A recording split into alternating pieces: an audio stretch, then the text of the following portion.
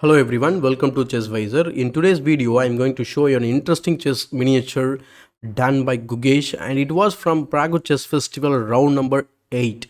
With white pieces, Gukesh starts the game with 1 d4 and Vincent Keymer replies with the moon knight f6. Opening wise, we are seeing the Nimzo Indian defense and the variation is 3 knights variation. So pawn to d6 closing down the pawn chain, and here also b6, c5 are the main moves to consider, or even castling. So that is the point of playing the Nimzo, and accelerate your development by castling, and then you strike in the center, or you can strike in the center directly by playing pawn c5, or you can play pawn b6 preparing the move bishop b7, and then you go pawn d5.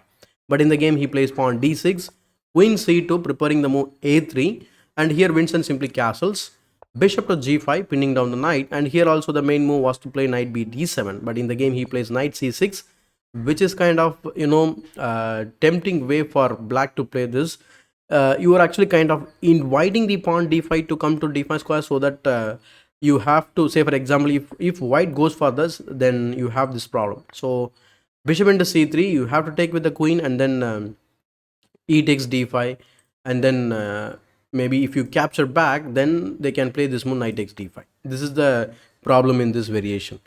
But in the game he plays a3, so Gukesh did not tempt for that, so he plays a3, and then bishop into c3, queen into c3, h6, just questioning the bishop's post, and the bishop maintains its strong post on, also maintains the pin.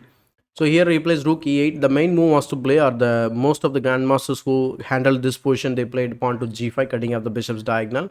So don't think about the sacrifice on the g5 square. It is not going to help you, or you don't get enough compensation after bishop g5 and knight e4 ideas. So in the game he goes rook e8, and so Gukesh simply castles on the queen side. So this is what actually I really like about Gukesh. So he always to try to complicate the position, and try to have the aggressive position. So he castles on the opposite side of the board, where he has like so many holes on the queen side. You see the light square weaknesses, but he does have the light square bishop to cover that. But however, it is a very sharp position to play. So bishop d7, and then pawn e3, consolidating the center, and then Vincent strikes in the center with the e5, queen c2, a6, and then bishop to d3. So this is where black went wrong, or this was not like a losing error or something, but he played pawn to g5 now. So here, what is the problem, or what could be the right way if you ask? So here, why you played a6? You want to go b5, right? So you play it. So you play it immediately, or you prepare it by playing rook b8. These are the two moves you could consider in this position. And any other move, if you play, this is going to white is going to have his edge slightly. Let's see, especially the pawn g5 move. After pawn g5, he does not react immediately. Rather, he strikes in the center for a counter attack. So d into e5, and then after knight takes e5, he even captures the knight, because we have the knight takes d7 idea.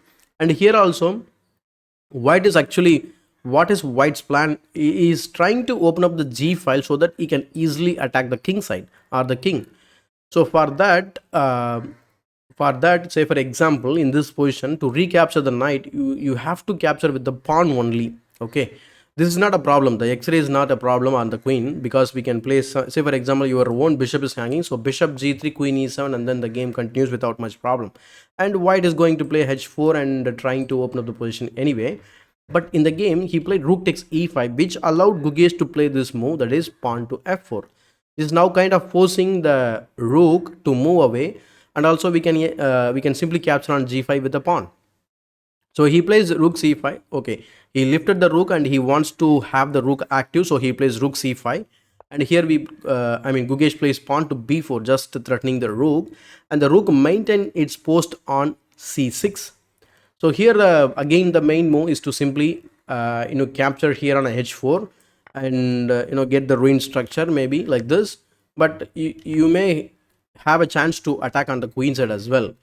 But in the game, what happened? He played rook c6, and then Gukesh captured on g5 with his f pawn, and then he went knight to g4. The idea is very simple. He puts the bishop in the counter pin here. If you capture here, then it is over for white. So you cannot capture the pawn just like that. So he plays bishop h7 check first and then forcing the king move, and there is a problem on e3. So how do you react? So this is like 19th move of the game, and in the next couple of moves or so, black is going to lose the game. So he played. Gukesh is telling to Vincent that okay, if you want to fork me, you can fork, but that is going to come with an offer. What is the offer? I'm going to put one more rook in the forking position and go for it. And here he did not go for the knight fork, because if you go for that directly, say for example, knight takes e3, there is a problem. You can simply pause the video and try to find a beautiful combination where you can easily checkmate a black king. The combination starts with this move: rook takes f7 check, and then king. If the king takes, then you have immediate queen g6 check, and then king f8 is the forcing move, and then queen to g8 check, and is the only move, king to e8, and then g takes h6 is your beautiful checkmate. So that is one way to play this position, or to checkmate. Or the other way is also easy. It will take one more move if the king goes to e8 directly. Anyway, that's not the point. So the point is you cannot touch the e3 square with your knight. So that is a problem. So to defend the mate, so he plays queen e7, so guarding f7. And can I capture the e3 pawn now? If you want to, you can capture. So Gukesh actually plays this brilliant move, that is pawn to g6. So first of all, he played knight to g4 to put a counter pin on the bishop. But now he says you can easily, or if you want, you can go ahead capture my bishop. Obviously, you can capture now because of the the white's pieces attacking the king side. So it is completely losing. Just now we checked one of the variations. So to avoid these complications or avoid the attack, he tries to close down the position by playing pawn to f6. Still, the knight cannot touch e3. That is the beauty of the position. And here he plays pawn to h3. He's just asking again, do you want to capture or what? So he says, I cannot capture. I'm going to play pawn to d5, trying to open up the position, or I'm trying to counter attack on the queen side. So here, instead of playing this move, one of the top recommendation by the engine is to take on e3. If you go and take on e3, what happens next is rook de1, pinning down the knight. The point is that if you grab, say for example, if you grab the queen on c2, then we can play rook takes e7, and then king takes e7, rook takes f6, and you have two choices here. If you take on c4, then the rook is undefended. I can simply pick it up by giving the discovered check. So there is no time for that. If you move the knight like knight e3, then also you are losing the game. Rook f7 check, king e8, and then rook e7 check, king to d8. You are running into a lot of discoveries and you are in big trouble. And yeah, it is an easy win for white from there on. But in the game, what was played? He played pawn to d5. So he didn't grab the e3 square, or the e3 pawn, I should say. H into g4. And now he even allows the rook takes c4. And after rook takes f6 check, here he played a king to e8, just trying to hide from the attack. But here Gukesh plays another brilliant move, that is pawn to g7. You can have my queen, he says, and he goes for it. Rook into c2 check, and that also comes with a check. That's a problem. So bishop into c2, he brings the bishop back, but he threatened to, say for example, if you make any random move in this position, that is just queen, and then it's a mate in 2. So he tries to capture the passed pawn, which is threatening to become a queen. And here he plays bishop g6.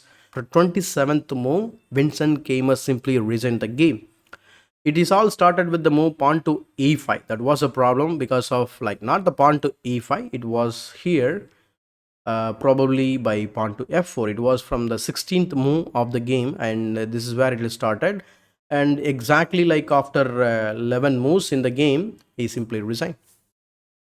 So why he resigns? It's because you cannot stop the mate however you try it. Say for example, if you play king e7, we have this beautiful checkmate. So the queen has to black, and then takes, and then you take everything and you deliver mate.